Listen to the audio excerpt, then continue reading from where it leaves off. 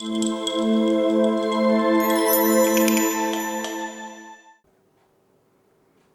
दिन एक प्रश्न आया था कि किसी व्यक्ति को किसी अपराध के बदले, जो सामान्य अपराध है जिसमें कि उसको जुर्माना लगाया जा रहा है या लगाया जा सकता है उसके ऊपर जुर्माना, तो जुर्माना की राशि कितनी होनी चाहिए, या उसके अगर वो जुर्माना नहीं अदा कर पा रहा है तो उसके एवज में उसकी सजा कितनी होनी चाहिए, इसका निर्धारण कैसे हो।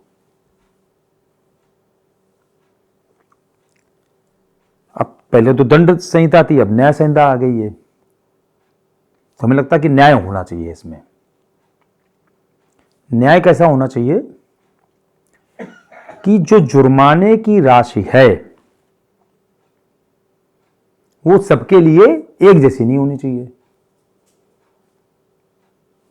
क्यों? कि अगर कोई व्यक्ति जिसकी आय केवल 10,000 रुपये महीने है,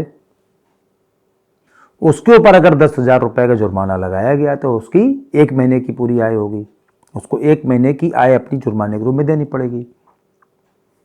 और अगर यही जुर्माना किसी ऐसे व्यक्ति के ऊपर लगाया गया 10,000 रुपये का जिसकी आय 1 करोड़ रुपए मंथली है, तो उसके लिए बहुत ही माइनर फिगर है, वो तुरंत यूं चुका देगा, उसके ऊपर इसका कोई भार नहीं पड़ेगा, ना उसको इस बात का एहसास हो पाएगा कि हमने कोई अपराध किया है।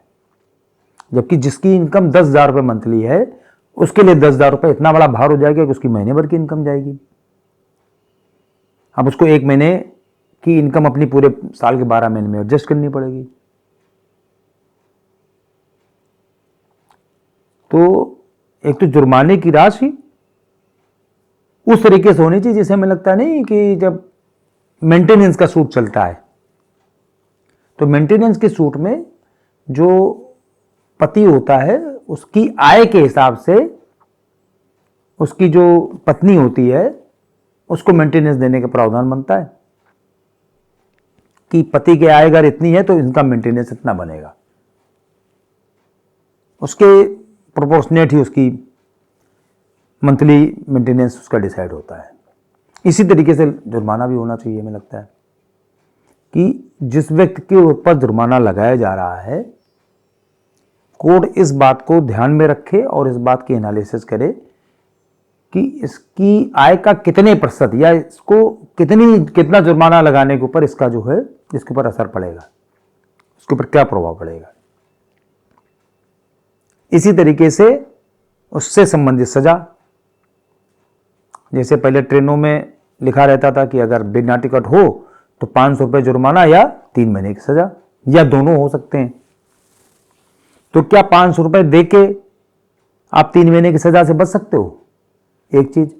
दूसरा प्रश्न इसका उल्टा देखो कि अगर किसी के पास 500 रुपये नहीं है तो उसको 3 महीने की सजा मिलेगी। और तीसरा देखिए आप, जो 500 रुपये जेब में नोट डाल के निकला है वो एक काम करने के लिए तैयार बैठा है, लो 500 रुपये, हम बिना टिकट चलेंगे, क्योंकि 500 रुपये को कोई फर्क नहीं पड़ने वाला है। वो अपराध स्वाभाविक रूप से मतलब अपने मन से करने के लिए तैयार बैठा है बिल्कुल कि हम जो है 500 रुपये तुम्हारे पास है ही है, हमें क्या दिक्कत है, हम बिना टिकट चलेंगे।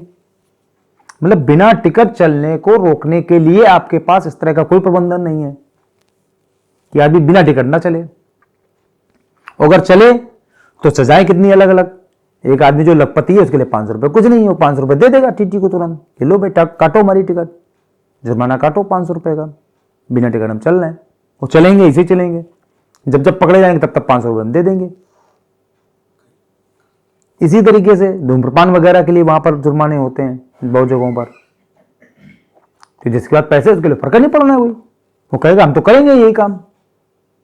मतलब वो बार बार अपराध करने के लिए तैयार रहे, उसको क्या दिक्कत है।